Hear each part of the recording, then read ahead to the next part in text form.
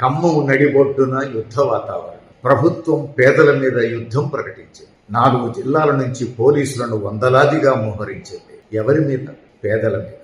1250 కుటుంబాల మీద ప్రభుత్వం యుద్ధం ప్రకటించడం ఏమిటి? ఇప్పుడు చెప్తున్నారు అధికారులు. 10 ఏళ్ల కింద భూదాన్ భూమిలో 1250 కుటుంబాలు అక్రమంగా ఇండ్లు నిర్మించుకున్నారు అని వారే చెబుతున్నారు. భూదాన్ భూములు అని. భూదాన్ భూములు అంటేనే పేదలకు పంచవలసిన భూములు. అవి ప్రభుత్వ భూములు కాదు. ప్రభుత్వ భూములైనా పేదలకు పంచవచ్చు, కానీ అవి భూదాన్ భూములు. భూదాన్ భూముల స్వభావమే, వాటి లక్ష్యమే పేదలకు పంచడం.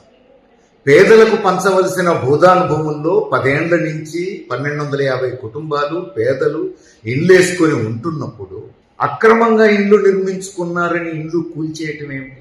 అసలు ఎవరు తిరగబడకుండా, అడ్డం పడకుండా వెల్ ప్లాన్డ్గా వందలాది మంది పోలీసులతో ఆ కాలనీ మీద సైన్యం పడ్డట్టుగా పడ్డారే. మొత్తం ఇల్లు ధ్వంసం చేసి 1250 కుటుంబాలను ఛిద్రం చేశారే. ఆడ మగ ముసలి ముతక పసిబిడ్డలు అనే తేడా లేకుండా రోడ్డున పడేశారే. ఇది ఒక ఎన్నికైన ప్రభుత్వం, ప్రజాస్వామ్య వ్యవస్థలో ఒక ప్రభుత్వం చేయవలసిన పనేనా? ఇది రాష్ట్ర ప్రభుత్వం పునరాలోచించుకోవాల్సిన విషయం. ప్రజాస్వామ్య పునరుద్ధరణ అన్నారు. రాష్ట్రంలో బీఆర్ఎస్ ఓడిపోయి కాంగ్రెస్ గెలిచిన రోజు ముఖ్యమంత్రిగా రేవంత్ రెడ్డి గారు ప్రమాణ స్వీకారం చేస్తున్న సమయంలో హైదరాబాద్ నగరంలో ప్రకటన చేశారు. ముఖ్యమంత్రి నివాసంగా ఉన్నటువంటి చోట కంచెను తొలగిస్తూ దాన్ని పడగొడుతూ ప్రజాస్వామ్య పునరుద్ధరణ జరుగుతున్నది అని చెప్పారు. ఆ రోజు పొద్దు నుంచి సాయంత్రం దాకా ప్రజాస్వామ్య పునరుద్ధరణ వార్తలే చెప్పారు. మరి ఈ ప్రభుత్వం వచ్చిన తర్వాత ప్రజాస్వామ్యం పునరుద్ధరించబడింది అన్నప్పుడు మరి ఖమ్మం నడిబొడ్డున ఇది ఏ ప్రజాస్వామ్యానికి గుర్తు అవుతుంది? ఇది ప్రజాస్వామ్యం కాదు, పేదల మీద యుద్ధం.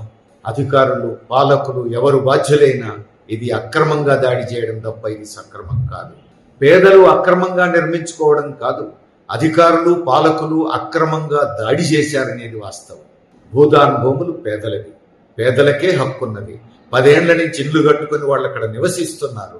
ఆ కుటుంబాలదే హక్కు. వాళ్లకు సర్వ హక్కులు ఇవ్వాల్సింది పోయి ఈ రూపంలో దాడి చేయడం, ఇల్లు ధ్వంసం చేయడం ఇది సరైంది కాదు. అంతేకాదు, ఇప్పుడు ఇందిరమ్మ ఇల్లు కట్టిస్తామని అంటున్నారు, మేమే ఇల్లు కట్టిస్తామంటున్నారు.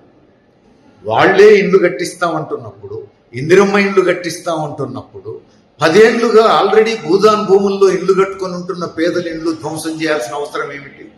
అందుకని చెప్తున్న మాటలకు చేస్తున్న చేతలకు పొంతన కనిపించట్లేదు.